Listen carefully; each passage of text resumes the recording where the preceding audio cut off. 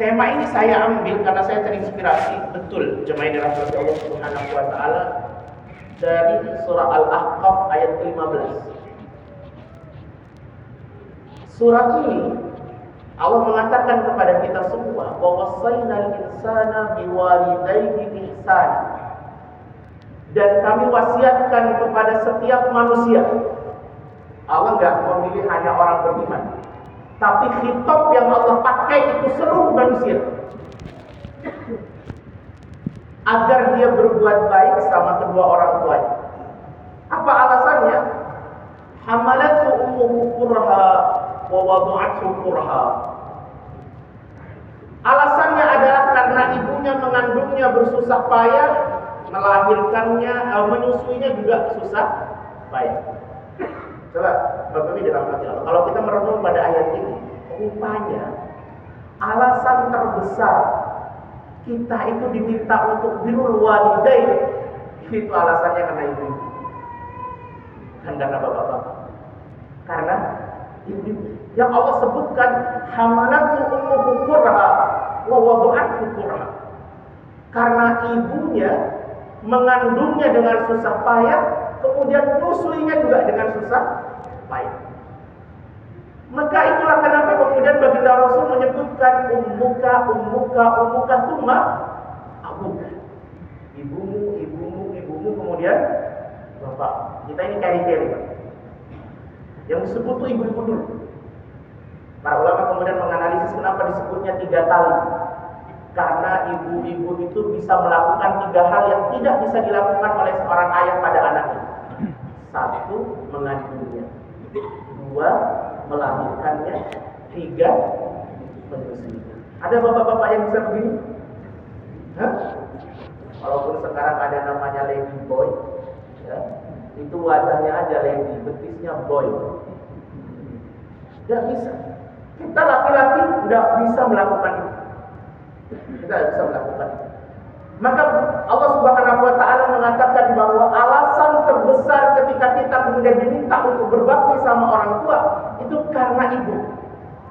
Sebagian besar karena ibu. Wa hamluhu wa fisaluhu 30 syahra. Bahkan ibu itu mengandung sampai akhirnya nyampe anak itu butuh waktu 30 bulan. Terus ayat itu sampai cukup panjang. Tetapi yang menarik ayat ini jemaah yang dirahmati Allah setidaknya berbicara kepada kita tentang kewajiban berbuat baik sama orang tua. Tapi kemudian Imam Ibnu Abbas membuat satu catatan atau tafsir di dalam ayat ini. Beliau mengatakan bahwa siapa saja yang kemudian dia punya kecerdasan yang bagus, punya skill yang bagus, kalau bahasa kita hari ini, punya kompetensi yang bagus, bahkan dia sudah meminta kepada Allah setiap hari agar kemudian cita-citanya dikabulkan, agar kemudian harapannya oleh Allah dimudahkan, tapi ternyata hidupnya tambah susah, tambah gelisah, tambah amburadul. Kata Imam Ibnu Abbas, maka kalau terjadi seperti ini, bab pertama yang perlu dia evaluasi adalah apakah hubungan dengan orang tuanya baik-baik saja atau tidak. Karena kata beliau, syukurnya seorang hamba itu jemaah yang dirahmati Allah, walaupun setiap hari dia bersyukur, walaupun setiap hari dia kemudian berdoa kepada Allah, ya Allah bersyukur atas seluruh nikmat. Walaupun setiap hari, dia mungkin qiyamul lail, dia mungkin berdoa, dia mungkin sholat, dia mungkin melakukan kebaikan banyak. Tetapi ketika dia tidak pernah berterima kasih kepada orang tuanya, kata Imam Ibnu Abbas, maka selama itu syukurnya tidak akan pernah sampai kepada Allah Subhanahu wa taala. Tidak. Syukurnya tidak akan pernah sampai walau hanya sejengkal ketika dia tidak punya hubungan baik sama orang tua, ketika dia tidak pernah berterima kasih kepada orang tua. Maka ketika syukur itu, Bapak Ibu dirahmati Allah, tidak sampai kepada Allah, tidak diterima oleh Allah Subhanahu wa taala, berlakulah satu kaidah di dalam Al-Qur'an, la in syakartum la azidannakum wa la in kafartum inna azabi lasyadid. Siapa saja yang bersyukur atas nikmatku, kata Allah, maka pasti aku tambah. Hidupnya yang mudah semakin mudah, rizkinya yang lapang semakin lapang, keluarganya yang harmonis semakin harmonis, anak-anaknya yang saleh semakin saleh. Tapi sebaliknya, wala in kafartum, kalau kemudian syukurnya, kalau dia kufur atau syukurnya tidak diterima, tidak sampai kepada Allah, inna azabi lasyadid, sesungguhnya azabku pedih. Azabi lasyadid itu tafsirnya banyak sekali. Hidupnya dipersulit, urusannya penuh dengan semrawut, tidak ada yang tertib, tidak ada yang teratur, tidak ada yang dimudahkan oleh Allah Subhanahu wa taala. Hidupnya penuh dengan kegelisahan. Kenapa? Karena ada jarak antara dia dengan orang tuanya. Bahkan para ulama mengatakan, jangan bicara soal tahajud dulu, jangan bicara soal baca Quran dulu, jangan bicara soal zikir dulu, jangan bicara soal salat-salatmu dulu. Ketika engkau tidak rapi dengan orang tuamu, maka selama itu Allah tidak melihat pada ibadah-ibadah. Salat tahajud memudahkan hidup kita, oke, iya. Salat duha melapangkan rezeki kita, iya. Tapi kalau kemudian kita tidak rapi sama orang tua kita, maka tidak akan pernah rapi sama Allah Subhanahu wa taala.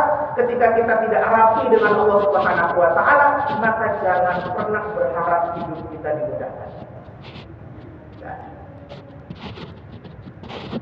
Sejauh ini dalam kasus ini penting sekali, ini basic sekali.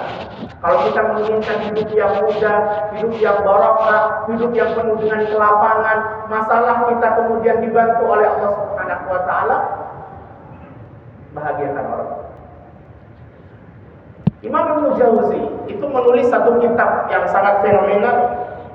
Nama kitabnya adalah Birrul Walidain. Silakan kamu bisa cek dalam kitab ini. Di dalam kitab Birrul Walidain ini ada satu kisah inspiratif yang oleh Imam Ibnu Jauzi ditulis di dalam kitab beliau, hasil pengalamannya Malik bin Dinar secara pribadi.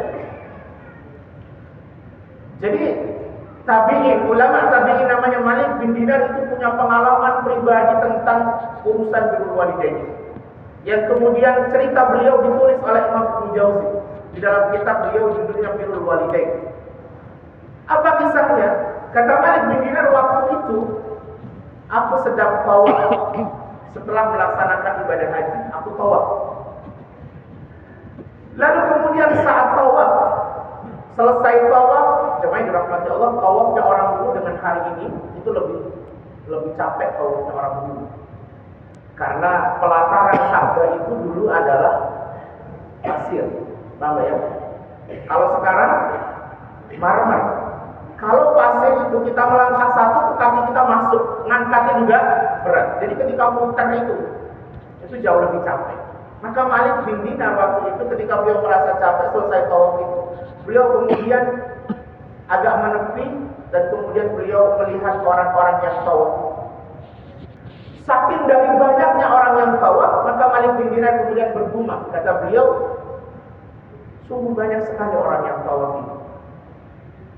Kira-kira siapa di antara mereka ini yang kemudian Allah terima hajinya, Allah terima umrahnya, Allah terima ibadahnya. Aku ingin menemui orang itu, kemudian aku akan salami dia, aku ucapkan selamat sama dia. Dan siapakah di antara orang yang banyak bertawaf ini yang kemudian dia tidak diterima hajinya, tidak diterima umrahnya, tidak diterima ibadahnya? Aku ingin datangi dia, mengucapkan bela sungkawa sama dia. Rupanya gumaman ini, jemaah dirahmati Allah, menjadi satu sebab di mana malam harinya Malik bin Dinar itu bermimpi. Dia bermimpi bahwa dia berjumpa atau mendengar sebuah suara, di mana suara itu mengatakan, wahai Malik, engkau bertanya tentang orang yang haji dan orang yang umrah. Ketahuilah bahwa semua yang haji tahun ini Allah terima. Allah terima. Baik yang kecil maupun yang besar, yang berkulit putih maupun yang berkulit merah, semuanya diterima. Kecuali hanya satu. Dan yang satu ini Allah marah sama dia. Allah murka sama dia. Bahkan Allah hujamkan hajinya ke mukanya. Sebagai satu isyarat betapa Allah sangat murka sekali. Sampai hajinya dikembalikan tapi dilempar. Kemudian malam itu Malik bin Dinar, jemaah rahmati Allah, beliau terperanjat dari tidurnya, beliau ketakutan karena beliau khawatir yang satu itu adalah dirinya. Karena pertanyaannya cukup logis, kenapa mimpi ini sampai di saya? Kenapa nggak kepada orang lain? Jangan-jangan yang satu itu adalah saya. Maka malam itu beliau tidak bisa tidur, besoknya juga kepikiran, sampai malam kedua jemaah yang dirahmati Allah, Malik bin Dinar bermimpi kembali, berjumpa dengan suara yang sama, dengan kalimat yang sama, tapi ditambah sedikit. Kata suara itu, yang satu itu, wahai Malik, bukan dirimu, tapi yang satu itu adalah seseorang dari Khurasan, dari kampung Balakh, namanya Muhammad bin Harun al-Balkhi. Karena disebut namanya, jemaah yang dirahmati Allah Subhanahu wa taala, malam itu beliau bangun. Satu sisi beliau senang luar biasa karena yang satu bukan diri beliau sendiri, tapi di sisi yang lain beliau penasaran siapakah Muhammad bin Harun. Maka besok paginya beliau mendatangi camp Khurasan, orang-orang Khurasan yang waktu itu datang ke Baitullah untuk melaksanakan ibadah haji. Kemudian Malik bin Dinar bertanya kepada mereka, apakah kalian tahu siapakah di antara kalian yang kenal dengan Muhammad bin Harun? Kemudian orang-orang Khurasan mengatakan, wahai Malik, engkau bertanya tentang seseorang yang di Khurasan dikenal sebagai orang yang paling ahli ibadah, paling ahli baca Quran, paling warok, paling zuhud, paling baik di antara kami. Maka waktu itu jemaah dirahmati Allah, Malik bin Dinar kemudian tambah penasaran. Dalam mimpi beliau orang ini sudah diterima hajinya, tetapi testimoni masyarakat mengatakan bahwa orang ini adalah orang terbaik, orang paling ahli ibadah, orang paling zuhud. Maka dikejar oleh Malik bin Dinar. Kata Malik bin Dinar, tunjukkan aku di mana aku bisa ketemu dengan Muhammad bin Harun. Kata orang-orang Khurasan, kalau engkau pengen berjumpa dengan Muhammad bin Harun, sejak 40 tahun yang lalu, dia setiap siangnya berpuasa, setiap malamnya dia qiyamul lail, dan setiap tahunnya dia datang ke Baitullah untuk menunaikan ibadah haji. Biasanya setelah selesai ibadah haji, dia akan muhasabah di reruntuhan kota Makkah. Masjidil Haram itu dari tahun ke tahun selalu mengalami pelebaran. Setiap terjadi pelebaran, maka rumah-rumah warga yang ada di sampingnya ini diruntuhkan, atau bahasa kita dirobohkan. Nah, Muhammad bin Harun seringkali ketika beliau bermuhasabah selesai dari ibadah haji, itu beliau tinggal di reruntuhan-reruntuhan itu. Maka Malik bin Dinar mulai menyusuri itu, Pak, dari satu reruntuhan kepada reruntuhan yang lain, sampai akhirnya Malik bin Dinar menjumpai Muhammad bin Harun sedang menghadap sebuah dinding di mana kedua tangannya itu dibelenggu, tali yang membelenggu kedua tangannya itu juga membelenggu kakinya. Maka Malik bin Dinar itu betul-betul terkejut dengan apa yang dia lihat. Lalu kemudian Malik bin Dinar masuk ke dalam ruang reruntuhan itu, tapak kaki beliau, langkah beliau itu jemaah dirahmati Allah, rupanya didengar oleh Muhammad bin Harun. Kata Muhammad bin Harun, "Man an? Siapa kamu?" Kata Malik bin Dinar, "Aku Malik bin Dinar." Waktu itu, zaman itu, siapa yang tidak kenal Malik bin Dinar? Malik bin Dinar adalah ulama yang sangat luar biasa. Orang kenal namanya tapi tidak tahu wajahnya. Kalau hari ini gampang, semua orang tahu Ustaz Adi Hidayah, Ustaz Abdul Somad, Firanda, katakanlah begitu. Itu semua orang tahu, namanya tersohor juga, wajahnya orang semua tahu. Waktu itu, karena memang belum ada teknologi seperti hari ini, nama Malik bin Dinar tersohor, luar biasa. Beliau dikenal oleh banyak orang, tetapi mereka tak kenal wajah beliau seperti apa. Maka ketika disebut Malik bin Dinar, maka Muhammad bin Harun tahu bahwa ini adalah ulama luar biasa. Maka kata Muhammad bin Harun, wahai Malik, apa gerangan yang membuat engkau datang ke sini? Apakah engkau melihat mimpi? Kalau engkau melihat mimpi, duhai Malik, ceritakan mimpimu ini kepadaku. Maka waktu itu Malik bin Dinar mengatakan, aku malu menceritakan mimpiku kepadamu. Kata Muhammad bin Harun, ceritakan saja, aku akan mendengar mimpimu apa. Maka Malik bin Dinar mengatakan bahwa tadi malam aku bermimpi, aku berjumpa dengan sebuah suara, di mana suara itu mengatakan bahwa seluruh jamaah haji tahun ini diterima hajinya, kecuali hanya kamu. Maka saat Malik bin Dinar menceritakan itu, jemaah yang dirahmati Allah, Muhammad bin Harun kemudian tersungkur dari berdirinya. Beliau kemudian menangis luar biasa. Di tengah beliau menangis itu, rupanya kemudian Muhammad bin Harun bercerita. Dia mengatakan, wahai Malik, 40 tahun yang lalu aku adalah seorang pemabuk berat. Setiap malam aku mabuk. Setiap malam aku pulang mabuk. Suatu hari aku mabuk berat, dan aku pulang malam itu, yang membukakan pintu adalah ibu. Lalu kemudian ibuku memapahku mendekati perapian. Perapian orang dulu itu, jemaah yang dirahmati Allah, bukan kompor kita hari ini. Perapian orang dulu itu besar, biasanya dibuat untuk membuat adonan roti, memasak dan lain sebagainya, itu besar. Aku didekatkan ke perapian, kata Muhammad bin Harun, lalu kemudian aku disuapi. Lalu tiba-tiba ibuku mengucapkan satu kalimat yang membuat aku sakit dan tersinggung. Ibuku mengatakan, nah, malam ini adalah malam terakhir bulan Syawal. Besok masuk bulan Ramadan, semua orang akan berpuasa. Tapi kenapa engkau masih mabuk saja?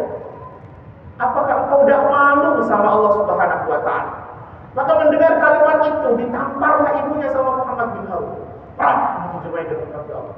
Ketika ditampar, ibunya mengeluarkan kalimat yang lebih menyinggung lagi. Kata ibunya, wailul laka, celaka engkau wahai anakku. Maka ketika kalimat itu keluar dan terdengar oleh Muhammad bin Harun, dipegang ke leher ibunya, kemudian dimasukkan ke dalam perapian terbakar. Malam itu ibunya meninggal, jemaah yang dirahmati Allah. Malam itu ibunya meninggal. Maka saat istri Muhammad bin Harun melihat ini, waktu itu kemudian istrinya mendorongnya masuk ke dalam kamarnya, kemudian menguncinya. Qadarullah, saat tengah malam Muhammad bin Harun sadar dari mabuk. Kemudian dia berniat untuk keluar, dibuka pintu itu, ternyata terkunci. Maka dia ngedok pintu itu, didor-dor. Kemudian istrinya kemudian menimpali.